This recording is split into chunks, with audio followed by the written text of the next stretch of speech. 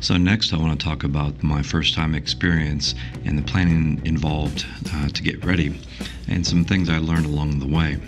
So obviously the first thing I did is download the maps and kind of get familiar with the campsite, where the shuttle locations were, where the different spots were, like the EA Museum, Warbirds, the home build section, the vintage section, and then the ultralights.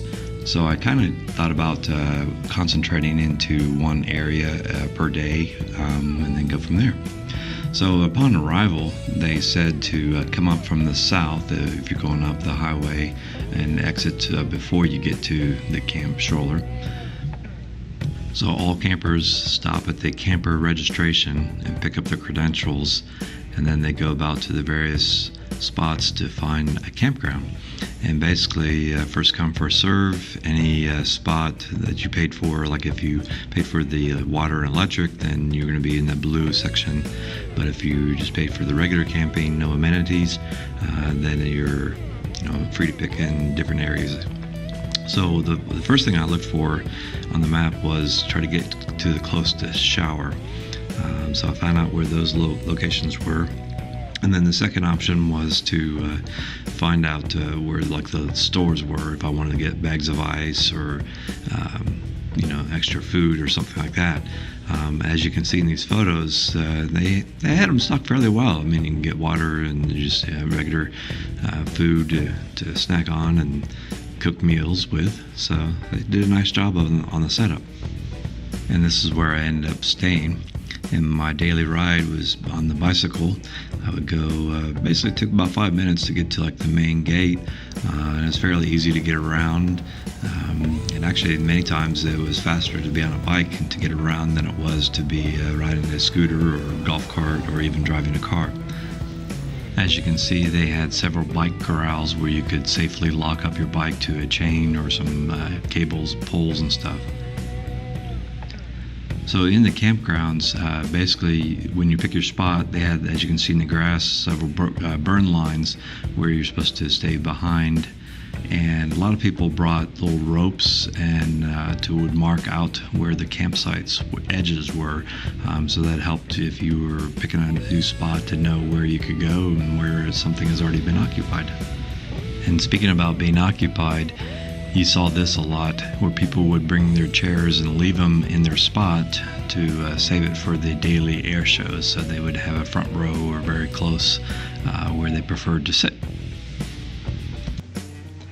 So part of my pre-planning, I downloaded the app provided by EAA Airventure. And I have to say that this is a really well done app. So basically you have 6 main categories you can do. You can look at schedules for everything, exhibits and venues. You can go through and then pick out certain things that you want to see, job fair, and then you can star if that's of particular interest.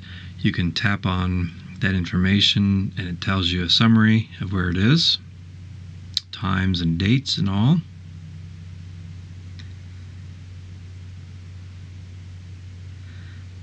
Services would be accessibility, bathrooms, shopping, food, etc., etc. Map and search. So basically it pulls up a grounds map of where everything is, and normally it would show a little blue dot of where you are in relation to the grounds, but since I'm no longer there, it doesn't show where I'm located on the grounds. So then you can pick by day what events you want to see, and then you can go through and again star the ones that are of interest. And then once you've starred things, you can click on My EAA and then go to My Schedule. And then so here is everything that I starred that I wanted to see while I was there.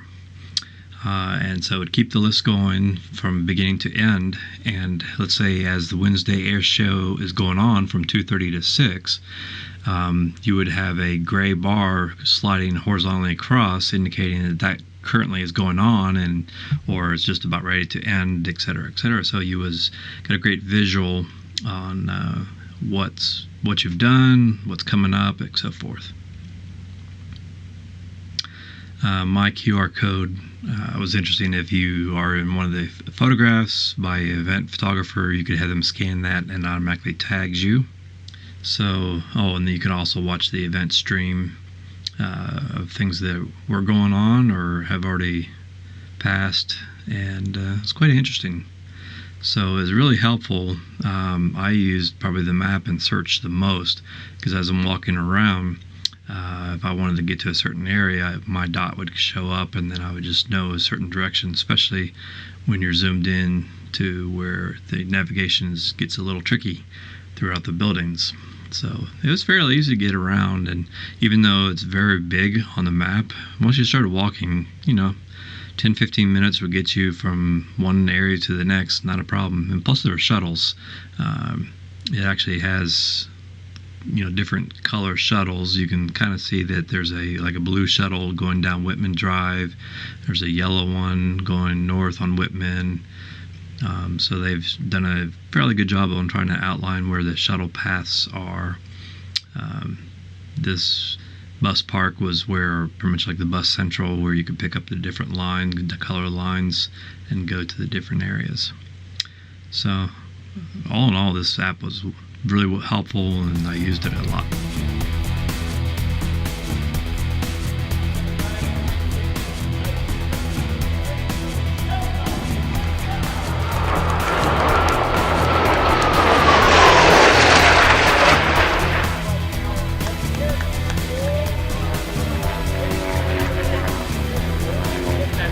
We've seen that before.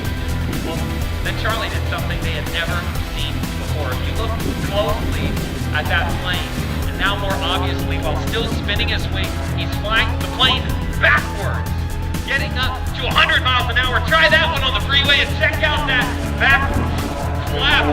The elevator, yeah. Going right back and forth. Folks, that's the torque roll. What do you think so far, my father-in-law? Good.